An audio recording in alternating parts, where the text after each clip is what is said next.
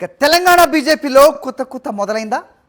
కాషాయ దళపతి రామచంద్రరావు టీంలో స్థానం దక్కని నేతలు రగిలిపోతున్నారా?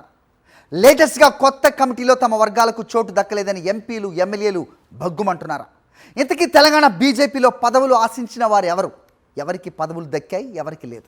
తన టీంను ప్రకటించిన తెలంగాణ బీజేపీ చీఫ్ రామచంద్రరావు 22 మందితో కొత్త స్టేట్ కమిటీ ఎంపిక.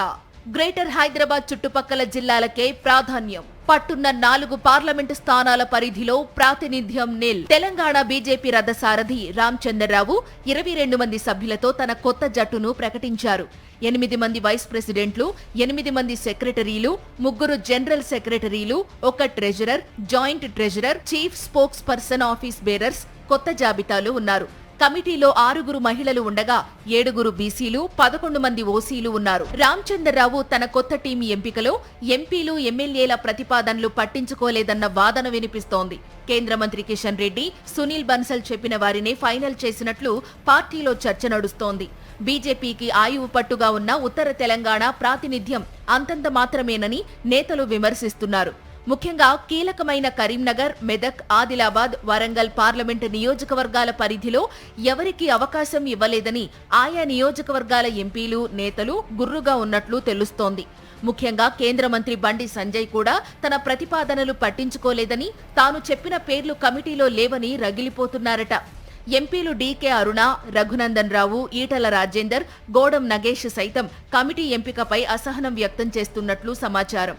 వారి అనుచరులకు పదవులు దక్కకపోవడంతో ఎలా పనిచేయాలని సన్నిహితులతో వాపోతున్నారని గుసగుసలు వినిపిస్తున్నాయి. బీజేపీలో రెగ్యులర్ గా రగులుతున్న కొత్త పాత వివాదం సైతం మళ్లీ జోరందుకుంది.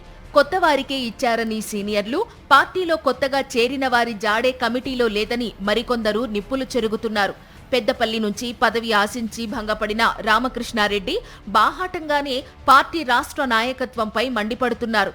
గీతామూర్తి, గంగిడి మనోహర్ రెడ్డి, రాణి రుద్రమ వంటి బండి సంజయ్ అనుచరులు, బొడిగె శోభ లాంటి ఈటల వర్గం, రఘునందన్, డీకే అరుణ వర్గాలకు చోటు ఇవ్వలేదని వారంతా తీవ్ర అసంతృప్తి వ్యక్తం చేస్తున్నట్లు తెలుస్తోంది. మరోవైపు గతంలో పార్టీ కోసం పనిచేసిన తమను సైతం పట్టించుకోలేదని సీనియర్లు సైతం ఆగ్రహంతో ఉన్నారు. పార్టీ కార్యక్రమాల్లో చురుగ్గా పాల్గొని జైలుకెళ్లిన కార్యకర్తల జాడే లేదని మండిపడుతున్నారు. గతంలో జిల్లా అధ్యక్షులుగా పనిచేసిన వారిలో 2 మాత్రమే అవకాశం ఇచ్చారు.